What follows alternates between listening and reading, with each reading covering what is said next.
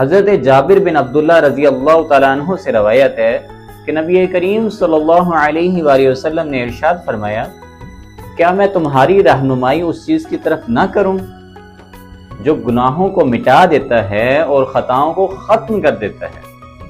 تو ہم نے کہا جی ہاں یا رسول اللہ صلی اللہ علیہ وآلہ وسلم، جی ضرور بتائیے۔ تو آپ صلی اللہ علیہ وآلہ وسلم نے ارشاد فرمایا، آپ صلی اللہ علیہ وآلہ وسلم نے 3 باتیں ارشاد فرمائی جو یہ ہیں۔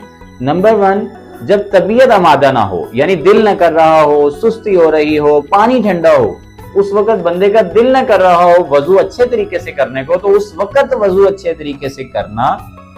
پھر نمبر 2 پہ فرمایا کہ زیادہ قدموں کے ساتھ مسجد کی طرف چل کر جانا، یعنی کہ انسان کی نیت ہوتی ہے کہ قریب مسجد ہو، جلدی سے نماز پڑھ کے گھر واپس آ جائے، لیکن یہاں زیادہ ثواب کس میں فرمایا؟ زیادہ قدموں کے ساتھ مسجد کی طرف چل کر جانا۔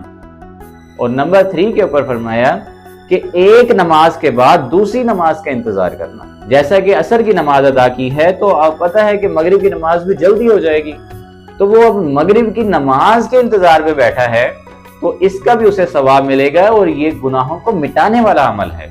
یہ حدیث صحیح ابن حبان میں موجود ہے، جس کا حدیث نمبر 1039 ہے۔